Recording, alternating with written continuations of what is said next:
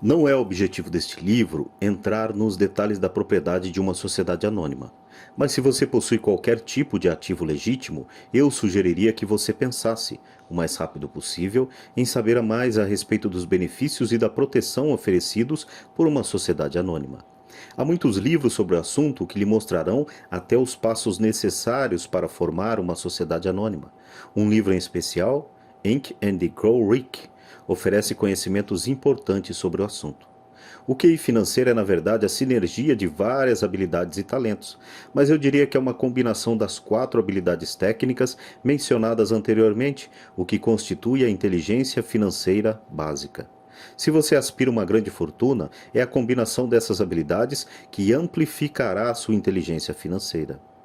Em resumo, os ricos com sociedades anônimas ganham.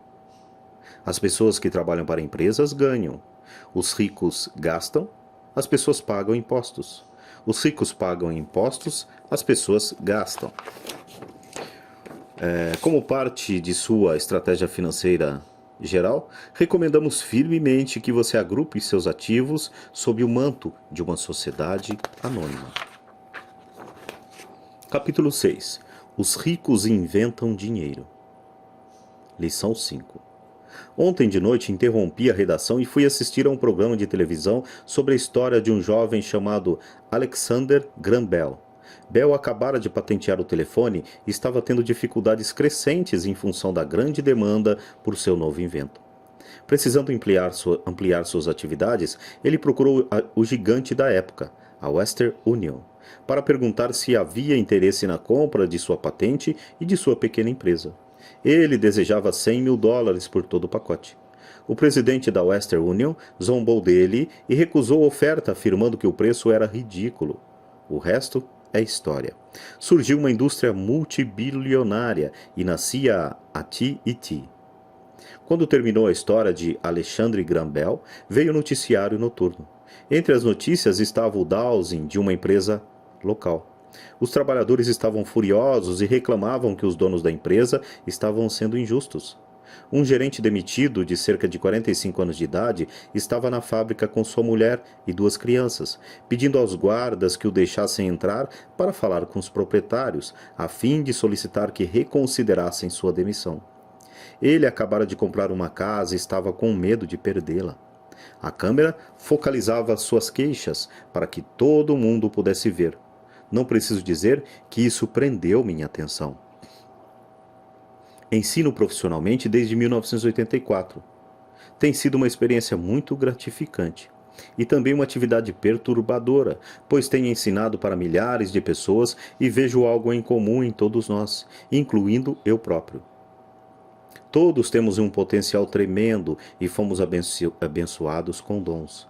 Contudo, a única coisa que nos detém é alguma insegurança. Não é tanto a falta de informação, mas sim a falta de autoconfiança. Alguns são mais afetados do que outros. Quando saímos da escola, a maioria de nós sabe que o que conta não é tanto o título que obtivemos ou as notas que tiramos. No mundo real, fora da academia, é necessário algo mais do que simplesmente notas. Já ouvi falar de garra, ousadia, audácia, coragem, cara de pau, esperteza, tenacidade, brilho. Esse fator, qualquer que seja o nome que se atribui, é mais decisivo, em última instância, para nosso futuro do que as notas obtidas ao longo dos estudos. Dentro de cada um de nós há alguma dessas características. Existe também o reverso das mesmas, pessoas que, se necessário, se ajoelhariam suplicantes.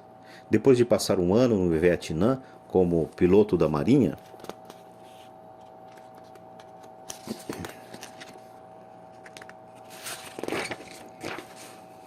passei a conhecer intimamente esses dois aspectos dentro de mim. Nenhum deles é melhor que o outro. Contudo, como professor, reconheço que são o medo excessivo e a falta de autoconfiança os grandes empecilhos à manifestação do gênio pessoal. Partia-me o coração ver estudantes que sabiam as respostas e que, no entanto, não tinham a coragem de agir em consequência. Muitas vezes, o mundo real não são os talentos que vão em frente, mas os ousados. Em minha experiência pessoal, o gênio financeiro exige tanto conhecimento técnico quanto ousadia. Se o medo for muito forte, o gênio se extingue. Nas aulas, incentivo firmemente os estudantes a aprenderem a assumir riscos, a serem ousados, a deixarem seu gênio converter seu medo em poder e brilhantismo. Funciona para alguns e apavora outros. Acabei percebendo que a maioria das pessoas, quando se trata de dinheiro, prefere a segurança. Tive que responder a pergunta como: por que arriscar? Por que me dar ao trabalho de desenvolver meu QI financeiro? Por que me alfabetizar financeiramente? E a resposta é: para ter mais ações. Há grandes mudanças à nossa frente. Comecei com a história do jovem inventor Graham Bell. Nos próximos anos haverá mais pessoas como ele. Haverá centenas de pessoas como Bill Gates e empresas extremamente bem-sucedidas como a Microsoft, sendo criadas a cada ano, em todo o mundo. E também haverá muito mais falências, demissões e dowsing. Então, por que se preocupar em desenvolver o QI financeiro? Ninguém pode responder isso a não ser você. Contudo, pode dizer por que eu o faço. Contudo, posso dizer por que eu o faço. Faço porque esta é a época mais empolgante para se viver. Prefiro saudar a mudança do que temê-la. Prefiro me entusiasmar com a possibilidade de ganhar milhões do que me preocupar com não conseguir um aumento de salário. O período em que nos encontramos é arrebatador. Não tem precedentes na história mundial. As gerações futuras olharão para esta época e verão o quanto a vibração deve ter havido. Terá sido a morte do velho e o nascimento do novo. Terá sido tumultuada e empolgante. Então, por que se preocupar em desenvolver o QI financeiro? Porque se você o fizer, poderá prosperar muito. E se você não o fizer, este será um período apavorante. Será uma época em que pessoas seguem ousadamente em frente, enquanto outras se agarram a modos de vida decadentes. Há 300 anos, a terra era riqueza, de modo que quem a possuísse, possuía riqueza. Então, apareceram as fábricas e a produção, e os Estados Unidos ascenderam ao domínio. Os industriais eram os donos da riqueza. Hoje é a informação. A pessoa que tiver a informação na hora certa terá a riqueza. O problema é que a informação voa em volta do mundo, à velocidade da luz. A nova riqueza não fica restrita por limites e fronteiras, como ocorria com as fábricas. As mudanças serão mais aceleradas e dramáticas. Haverá um aumento impressionante de novos multimilionários. E haverá também os que ficam para trás. Atualmente, vejo tantas pessoas com dificuldades, trabalhando mais arduamente, simplesmente porque se agarram às velhas ideias. Querem que tudo seja como era antes. Resistem à mudança. Conheço pessoas que estão perdendo seus empregos e suas casas e que culpam a tecnologia ou a economia ou o chefe. Infelizmente, elas não percebem que elas próprias podem ser o problema. Velhas ideias são seu maior passivo. É um passivo simplesmente porque não conseguem perceber que aquela ideia ou maneira de fazer alguma coisa, que era um ativo ontem, não existe mais. Uma tarde, estava ensinando a investir utilizando um jogo do tabuleiro, Cash Flow, que inventei como uma ferramenta de ensino. Um amigo tinha trazido consigo uma conhecida para assistir à aula. Essa conhecida tinha se divorciado recentemente, sendo grandemente prejudicada pelo acordo feito. Agora estava à procura de respostas. Seu amigo pensou que a aula pudesse ajudar. O jogo foi criado de modo a ajudar as pessoas a entender como funciona o dinheiro. Ao jogar, aprendem a intenção, ou melhor, ao jogar, aprendem a interação entre demonstração de renda e balanço. Elas aprendem como o dinheiro flui entre os dois e como a trajetória para a riqueza depende de aumentar o montante gerado mensalmente pela coluna de ativos, até o ponto que este supere nossas despesas mensais. Uma vez atingido esse ponto, você pode abandonar a corrida dos ratos e entrar na pista de alta velocidade. Como disse, algumas pessoas odeiam o jogo, outras adoram e algumas não entendem. Essa mulher perdeu uma valiosa oportunidade de aprender. Logo no começo do jogo, ela tirou um cartão em que aparecia uma lancha. No início ficou feliz, oh, ganhei uma lancha. Então, quando o amigo tentou lhe explicar como funcionavam as contas de sua demonstração de renda e de seu balanço, ela ficou frustrada, porque nunca gostara de matemática. O resto dos jogadores de sua mesa ficaram esperando enquanto o amigo lhe explicava a relação entre demonstração de renda, balanço e fluxo de caixa mensal. De repente, ela percebeu como os números se encaixavam e que a lancha a estava comendo viva. No correr do jogo, também foi atingida pelo dowsing e teve um filho. Para ela, foi um jogo terrível. Depois da aula, seu amigo se aproximou de mim e me disse que ela estava perturbada. Viera para a aula pensando em aprender a investir e não gostara do tempo gasto com um jogo bobo. Seu amigo tentou levá-la a pensar se o jogo não teria se refletido nela de alguma forma. Com essa sugestão, a mulher pediu o dinheiro de volta. Disse que a mera ideia de que o jogo pudesse ter algo a ver com ela era ridícula. Seu dinheiro foi rapidamente devolvido e ela foi embora. Desde 1984, ganho milhões simplesmente fazendo o que o sistema de ensino não faz. Na escola, a maioria dos professores faz exposições. Eu detestava exposições quando estudante. Logo, me aborrecia e minha mente começava devagar. Em 1984, comecei a ensinar por meio de jogos e simulações. Sempre incentivei os estudantes adultos a pensar nos jogos como uma reflexão sobre o que eles já sabem e sobre o que precisam ainda aprender. É um sistema de feedback instantâneo. Em lugar de um professor fazendo uma exposição para o aluno, o jogo lhe devolve uma exposição personalizada, feita sob medida para você. O amigo da mulher que foi embora me ligou mais tarde contando o que estava acontecendo. Ele disse que a amiga estava ótima e se acalmara.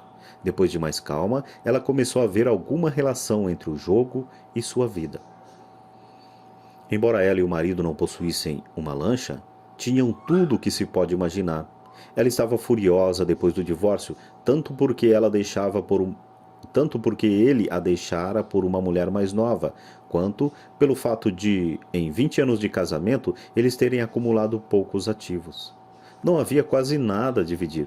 Os 20 anos de casamento tinham sido muito divertidos, mas tudo o que eles tinham acumulado era um monte de badulaques. Ela percebeu, ao fazer as contas, a demonstração de renda e o balanço, que sua raiva decorria do fato de não entendê-las. Ela tinha acreditado que as finanças era assunto de homem. Ela cuidava da casa e da vida social, e ele tratava das finanças. Estava agora certa de que nos últimos 5 anos de casamento ele ocultara dinheiro dela. Ela estava furiosa consigo mesma por não ter visto para onde o dinheiro ia, tanto quanto por não ter descoberto a existência da outra mulher. Da mesma maneira que o jogo de tabuleiro, o mundo está sempre nos dando um feedback instantâneo. Poderíamos aprender muito se prestássemos mais atenção. Um dia, não muito tempo atrás, queixei-me com minha mulher de que a lavanderia deveria ter encolhido minhas calças. Minha mulher sorriu gentilmente e cutucou minha barriga para informar que as calças não tinham encolhido. Alguma coisa tinha se expandido. O jogo Cash Flow se destina a oferecer a cada jogador um feedback pessoal. Seu objetivo é apresentar opções. Se você tirar um cartão que o endivida, a questão é: o que posso fazer agora? Quantas opções financeiras diferentes você pode imaginar?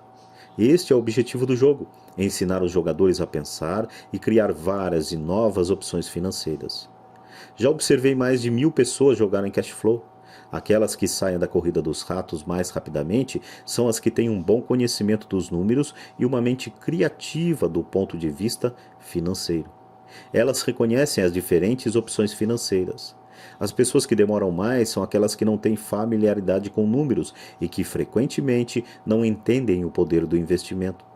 As pessoas ricas frequentemente são criativas e assumem riscos calculados. Há muita gente que ganha rios de dinheiro no jogo, mas não sabe o que fazer com ele. A maioria dessas pessoas também não é bem-sucedida nas finanças da vida real. Todos parecem passar à sua frente. São muitos os que, apesar da quantidade de dinheiro que possuem, não progridem financeiramente. Limitar suas opções é o mesmo que agarrar-se a ideias antiquadas. Tenho um amigo do tempo, tenho um amigo do meu tempo do segundo grau que agora trabalha em 3 empregos. 20 anos atrás era o mais rico da minha turma. Quando a usina de açúcar local fechou, a empresa em que trabalhava quebrou junto. Na sua cabeça, ele só tinha uma opção, e essa era a opção antiga: trabalhar arduamente. O problema é que não conseguia encontrar um emprego que reconhecesse sua antiguidade na empresa quebrada.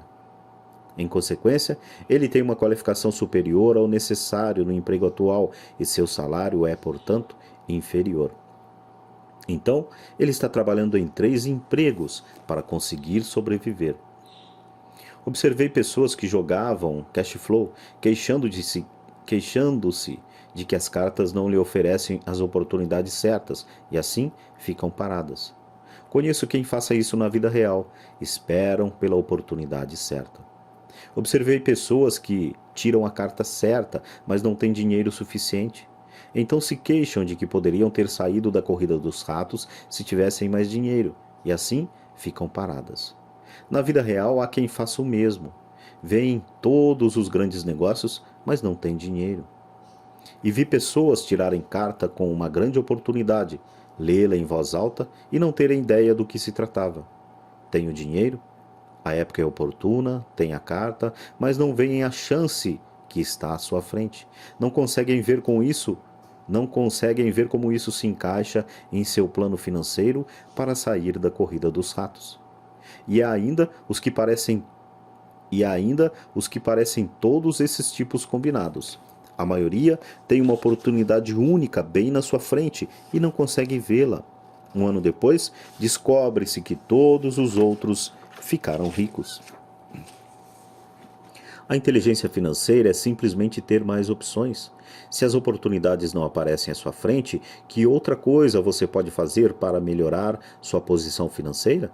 Se uma oportunidade lhe cai do céu e você não tem dinheiro e o banco não lhe dá atenção, o que mais poderia fazer com essa oportunidade para que ela pudesse trabalhar ao seu favor?